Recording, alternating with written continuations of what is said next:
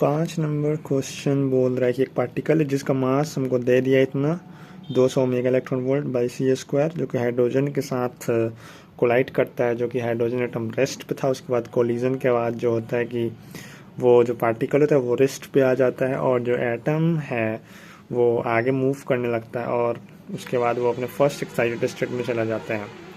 और जब क्वेश्चन में कुछ नहीं दिया हो तो हम मान लेते हैं कि वो फर्स्ट ऑर्बिट में होगा।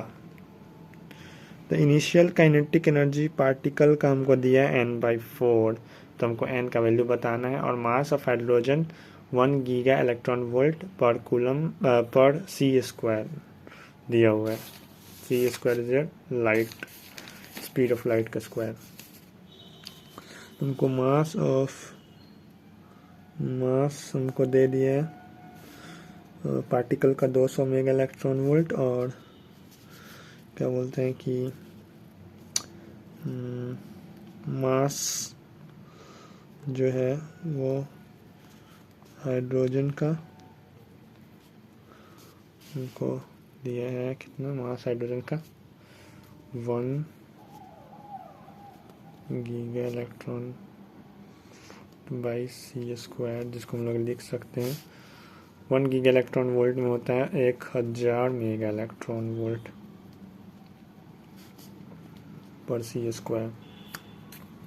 और क्या होता है कि ये जो पार्टिकल है वो मूव कर रहा होगा v वेलोसिटी के साथ, और इसका मास हम मान लेते हैं m, और यहाँ पे हाइड्रोजन एटम रेस्ट पे था, इसका मास हम मान लेते हैं 5m, रेस्ट पे है। ये फर्स्ट केस हो गया। और उसके बाद क्या होता है कि जो पार्टिकल है जिसका मास m है वो रेस्ट पे आ जाता है, और जो ये हाइड्रोजन एटम जिसका मास 5m है वो मूव करने लगता है v वेलोसिटी के साथ। तो हम देख रहे हैं कि हम यहाँ से मोमेंटम कंजर्व कर सकते हैं, तो लिख देते हैं मोमेंटम कंजर्व कर देते हैं हम लोग, मास इनटू यहाँ इसका वेलोसिटी, और यहाँ पे मास 5m और वेलोसिटी v हो गया हमारा फर्स्ट इक्वेशन। अब हम लोग देख रहे हैं कि यहाँ पे जो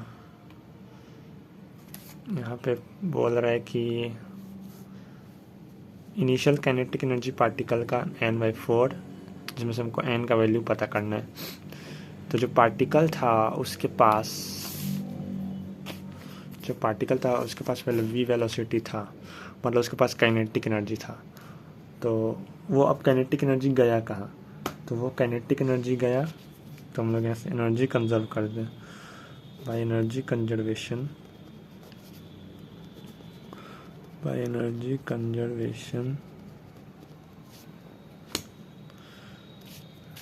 काइनेटिक एनर्जी इनिशियल उसके पास था, वो एनर्जी कहाँ गया, वो पहला तो एक फाइनल काइनेटिक एनर्जी वो हाइड्रोजन एटम के पास गया, उसको काइनेटिक एनर्जी मिला। और क्या हुआ कि वो उस एनर्जी का कुछ एनर्जी कंज्यूम करके वो फर्स्ट एक्साइटेड स्टेट में गया। तो फर्स्ट एक्साइटेड स्टेट में मतलब फर्स्ट एक्साइटेड स्टेट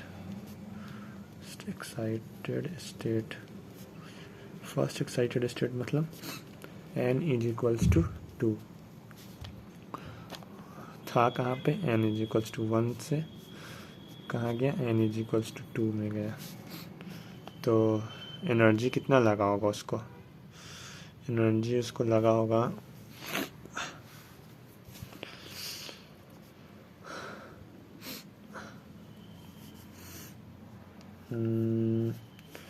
जो होता है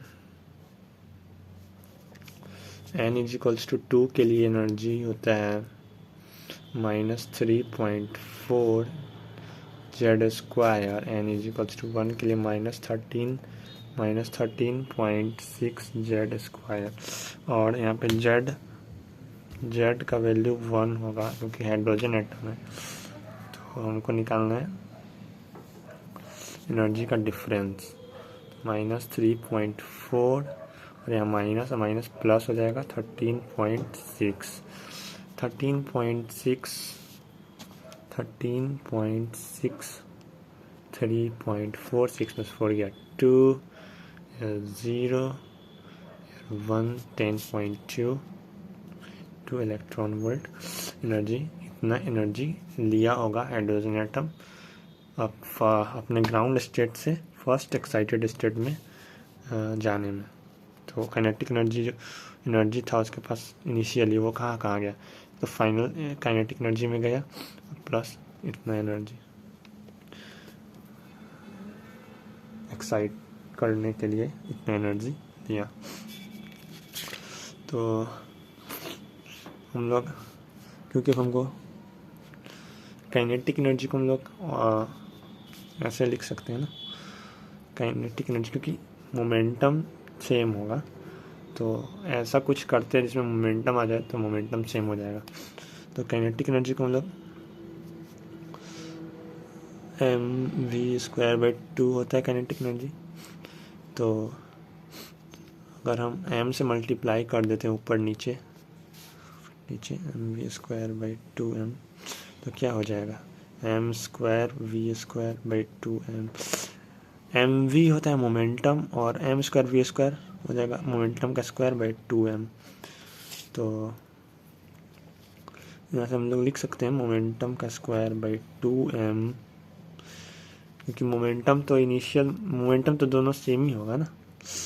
तो यहाँ पे मास, यहाँ पे जो इनिशियली तो मास जो था वो इनिशियली इसके वजह से मोमेंटम हुआ था तो इसका मास m था, स्मॉल m, तो लिख दिया। और फाइनली जो था इसकी वजह से मोमेंटम हुआ था हाइड्रोजन एटम की वजह से, उसका मास 5m था। तो 2 × 5m प्लस 10.2 इलेक्ट्रॉन वोल्ट। क्या करते हैं कि हम इसको इधर ले आते हैं p²/2m और इधर ले आके हम कॉमन ले लिए तो क्या बचेगा यहाँ पे 1 माइनस यहाँ पे p² गया 2m कॉमन हो गया तो क्या बचेगा -1/5 is to 10.2 electron volt. p²/2m LCM ले लेते हैं 5 माइनस 1 10.2 इलेक्ट्रॉन वोल्ट 2m होगा। अब देखिए p²/2m है, यही हमारा इनिशियल काइनेटिक एनर्जी था। तो इसको यहाँ पे ऐसे लिख सकते हैं काइनेटिक एनर्जी इनिशियल इंटू 4/5 = 0.2। अब इनिशियल काइनेटिक एनर्जी कितना हो जाएगा 10.2 × 5 और ये 4 आ जाएगा डिवाइड में। इसको हम लोग कैसे लिख सकते हैं 102 × 5 कर देते हैं 510/4 और यहाँ से पॉइंट हटाएं तो नीचे आ गया 10 × 10 10 से ये 0 कटा दिए 51/4 आ गया। और हमको इनिशियल काइनेटिक एनर्जी का वैल्यू गिवन था n/4। तो on comparing with n/4 51/4 n हमारा कितना आ गया 51। सो यही हमारा आंसर। इसमें ध्यान का रखना था एक तो क्या क्या लगा इसमें, एक तो मोमेंटम कंजर्वेशन और एक एनर्जी कंजर्वेशन, बस इसी का ये गेम था ये पूरा क्वेश्चन।